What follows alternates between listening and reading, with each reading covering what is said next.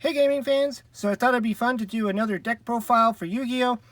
This is pretty much just a Slifer the Sky Dragon deck put in with frogs. So I'm going to go over my choices here and kind of explain what I'm doing. Really, I was trying to come up with different ways to summon Slifer the Sky Dragon, and this one kind of seems like a lot of fun. So anyways, we have obviously the Slifer the Sky Dragon. So I picked up 3 of the structure deck because I think Slifer is one of the more fun ones to play with. And he's pretty powerful, obviously. On your opponent's turn, your opponent's monsters get destroyed when they summon them, unless they're 2,000 or more, I think. Or does it have to be over 2,000? I can't remember. But yeah, so Slifer is kind of like the fun one. It's funny because for the longest time I've never had a Slifer the Sky Dragon. I've had the other 2 Egyptian God cards, but I never had a Slifer. So I really like that they came out with the structure deck. But anyways, to get them out, this deck's going to try and not only try and summon them to the field, but also sneak them out into the field as well. So for the frogs, we're going to go with 3 swap frogs. Now I wanted to go with a water theme for this deck. So there's going to be like pretty much all the monsters are water except for Slifer. So we're going to have the swap frogs, which, you know, you summon them. You can send one of the frogs to the graveyard, and then you can bounce it back to your hand. You can also special summon them if you have to. And then we're going to have some dupe frogs. You know, a pretty standard frog lineup here. Good defense, 2,000 defense. And when he died, you add a frog to your hand. So, you know, really good card there. And of course, to round off the frogs, we got the 2 Ronin Totems. So, you know, while you're trying to build up this deck, because this deck's all just about trying to get Slifer out onto the field and attack with him. So, you know, your Ronin Totems can help you with your summon to get the monsters onto the field for a tribute if you need to. Then we're playing 3 of the Reactor Slime. So this also came in the structure deck as well. So this is one of your other main reasons of ways, I should say, of trying to summon your Slifer. Obviously, they put it in the structure deck for that reason. I'm not using his secondary effect there, just his first effect of being able to summon 2 tokens. But the second effect is neat. I almost thought about throwing in a Metal Reflect Slime. I guess you could if you want, just to have that option. And then for the last monster, Sinister Serpent. Now this is not a card that I would typically use in a modern Yu-Gi-Oh deck. I play it all the time in GOAT format. And, you know, obviously the GOAT format, you use his old text, which is just during your standby phase, you get to add him to your hand. But now that they've errated him, you have to banish a copy of him on the next turn or something after you discard him. So it's kind of a, you know, one-time use. But still, I mean, just to get that extra card in your hand, because Slifer the Sky Dragon is all about how many cards you have in your hand to make him powerful. So I figured, you know, dumping this guy into the graveyard and then you can just grab him back or whatever. So for the spells, we have 2 Moray of Greed. I was thinking of doing 3 just to always, you know, get it. The problem is you have to have 2 water monsters in your hand. But if you do, you shuffle the 2 into your hand and then you draw 3 cards. So you're getting a +1 off of this card. Just you have to have the water monsters to do it. And to get Slifer out, I have the 3 of the True Name. And this is what I really like. This card I really liked. I like the way this card is designed. And so I kind of built a little engine around this.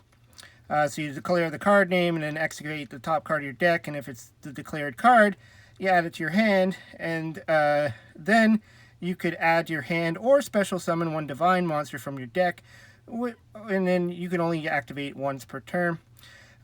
So this is pretty much my easiest way of getting out Slifer the Sky Dragon.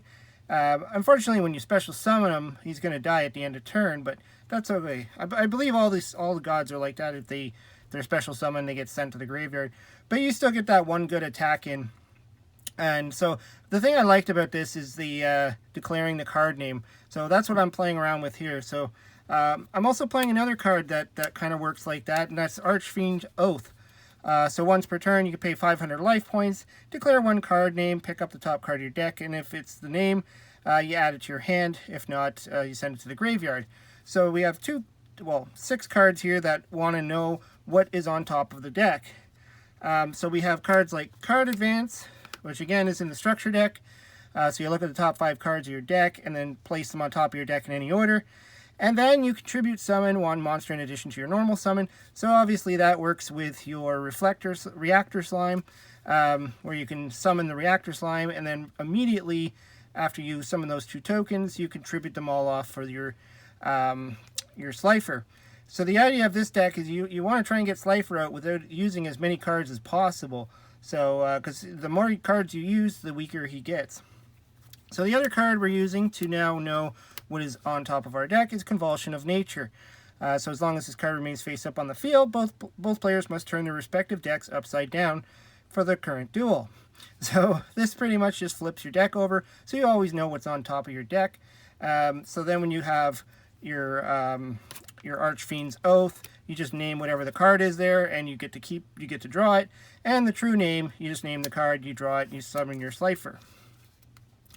Then for the power in this deck would be the Thunder Force attack. So this is what's going to help you win the game, hopefully.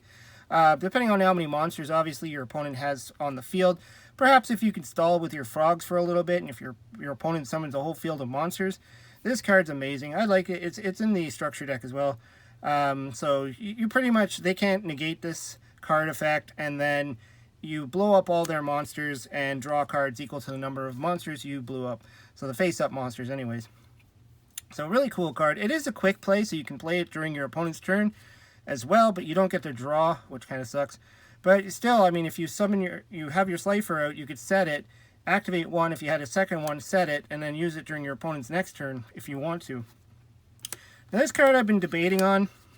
This is Soul Crossing. This is in both structure decks. It's essentially your Soul Exchange, but it allows you to summon all your opponent's monsters to bring out the God card. Now, the thing I don't like about it is that it kind of goes against this deck. It's not really the way this deck is supposed to be running. But I so far I'm keeping them in there. But I mean, in a pinch, yeah, if you have Slifer in your hand and you have this in your hand, you contribute off your opponent's monsters. I would rather get Slifer out and use the Thunder Force attack, blow them up, and draw extra cards. But yeah, so until I find something else, I'm going to keep them in here now. Then we got some 2 just standard cards. Monster Reborn, always good to summon a monster from the graveyard. And Harpy's Feather Duster to clear out any ugly back row your opponent might have. And then 3 Reckless Greed, because we want to draw cards. So that's pretty much what the deck is. Obviously, you got to be careful with your Reckless Greeds. Sometimes you might want to hold on to one until you get 2, so you can activate 2 of them together and draw 4 cards. And then you only have to skip 2 draw phases. But this card can, sometimes make you win the game. There was other things I was thinking about, like Pot of Desires or something like that to help draw cards. But anyways, yeah, this is the deck I've been working on. I think I got another 1 or 2 ideas for different kinds of Slifer decks. I just think that it's fun to just play these God cards, get them out. Obviously, this is not a tournament deck. Don't even, bother saying that this isn't going to win in a tournament. I know that. But this is just for fun.